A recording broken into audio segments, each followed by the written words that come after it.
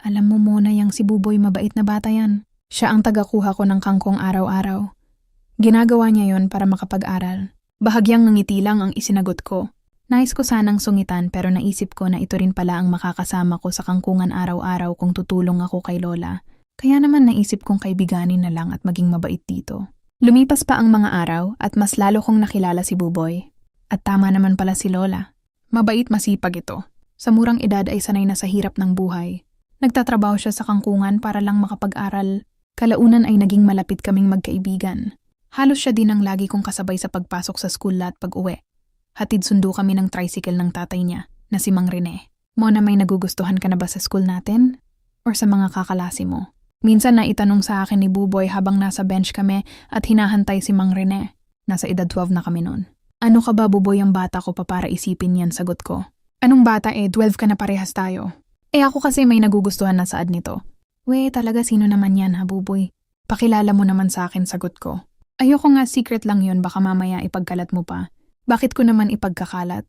Tsaka bakit kasi iniintindi mo agad ang ganyan? Diba nga sabi ni Mang Rene ay gusto niya makapagtapos ka ng pag-aaral? Crush pa lang naman, ala naman masama dun. Ska magtatapos ako ng pag-aaral, hindi ko bibiguin si tatay saad nito. Hay naku, bahala ka na nga. Magkagusto ka kung kanino mo gusto. Bakit parang galit ka, siguro selos ka no? Nakangising tanong pa nito na parang nangaasar. Patawa ka, Buboy, ba't ako magsiselos? Hindi nga kita type magsiselos pa, hahaha. Hindi ko siya type, yun ang sinabi ko kay Buboy. Pero ang totoo dahil sa nakikita ko na sipag at kabaitan niya. At isa pa ay gwapo rin siya ay para bang nagkakaroon ako ng espesyal na pagtingin sa kanya. At kung ano yun ay hindi ako sigurado. Basta ang alam ko lang ay masaya ako na lagi ko siyang kasama. Pakiramdam ko kasi ay lagi akong pinoprotektahan nito, lalo na sa school namin. Para bang nakatatandang kapatid ko siya, pero para sa akin ay espesyal yon.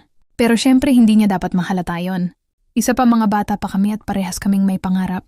Isang araw ay dinalaw ako ni tatay at mayroon itong ibinalita.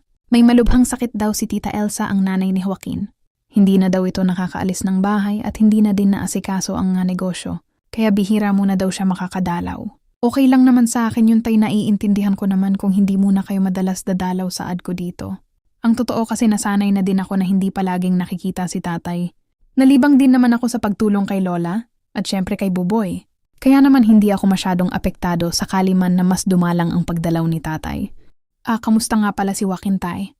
Na mga oras na yon ay nandun si Buboy sa bahay. Pansin ko na napatingin ito sa akin nang madinig ang pangalang Joaquin na kinamusta ko. Tumingin din ito kay tatay na para bang inaantay ang sagot. Ayun, anak, binata na at napakagwapo. Talaga po, tay? Namiss ko na din po siya kahit lagi niya akong inaasar. Nakangiting saad ko kay tatay sabay tingin kay Buboy.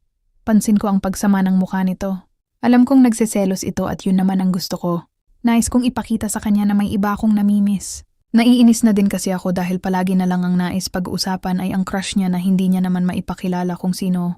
Hindi nagtagal si tatay sa bahay. Unalim na din ito matapos akong kausapin at makapagbigay ng kaunting allowance ko at ilang mga pasalubong. Hoy, sino yung Joaquin na yon? Tanong ni Buboy pagkaalis pa lang ni tatay. Si Joaquin yun ang kasama ko dati sa bahay sa Maynila at kalaro noon. Ganun ba? Bakit sabi mo namimiss mo?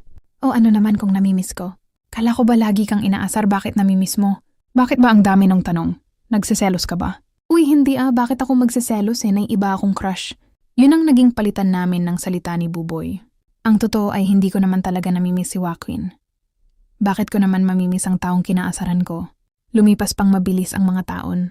Parehas na kaming nasa high school ni Buboy nang sabihin niya sa akin na yung crush daw na si inasabi niya noon ay ako. Ako? Nagbibiro ka ba? Tanong ko sa kanya.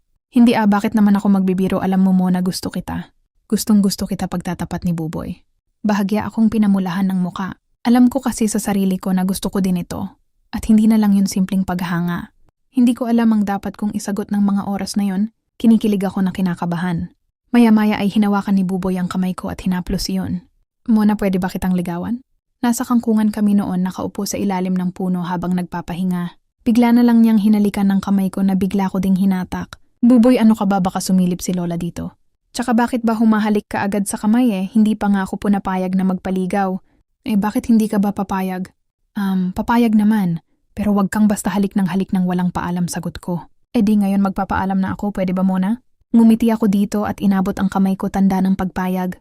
Pero imbes na kamay ko ay sa mukha ko ito humawak. Hinimas-himas ang pisngi ko at ang labi ko. Hindi ko alam kung ano ang nais nitong gawin pero para bang inaantay at inaasahan ko kung ano man yun. Ito ang gusto kong halikan sabay himas ng daliri niya sa labi ko. Hindi ako sumagot, nakatitig lang kami sa isa't isa. Inilapit nito ang mukha niya sa mukha ko. Alam ko na ang susunod niyang gagawin pero imbes na tumutol ay pumikit na lang ako.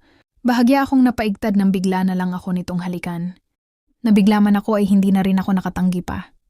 Tinugon ko na lang din ang halik niya. Aaminin ko masarap ang unang halik na iyon.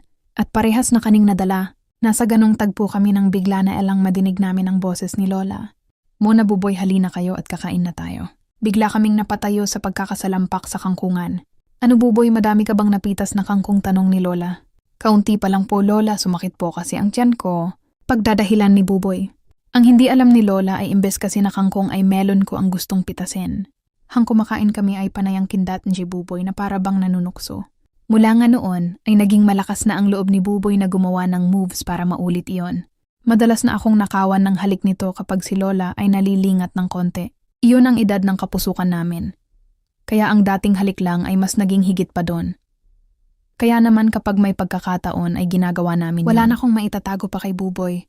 Halos lahat at nakita na niya at ganun din ako sa kanya. Pero ay may isang hiling siya na ni minsan ay hindi ko napagbigyan. Yun ay ang tuluyan ko na isuko ang bataan. Sa makatwid ay hindi pa siya nakaka-iskor sa akin.